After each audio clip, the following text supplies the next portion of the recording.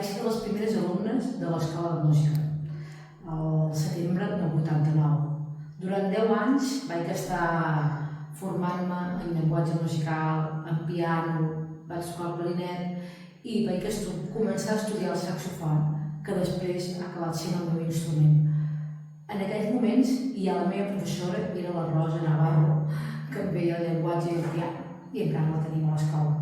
Després vaig continuar els meus aprenentatges cap al Conservatori de Sabadell i vaig acabar de graduar-me amb el Superior de Saxo a Barcelona. Alhora vaig estudiar el Magisteri Musical. He tocat en diferents formacions de música, però sempre m'he tingut molt clara que la meva gran passió era la docència i que volia ser mestra. A partir de l'any 97 vaig entrar a formar part de la claustre de l'Escola de Música, però ara, en aquest cas, ja no era alumna, ja era la professora. Per mi, la feina de professora és la millor feina del món. L'escola és la meva segona casa. Jo vaig aprendre a gaudir de la música i m'agradaria poder transmetre els mateixos coneixements als alumnes. Per molts anys, a tots els que en un moment o altre hem format part d'aquesta gran família de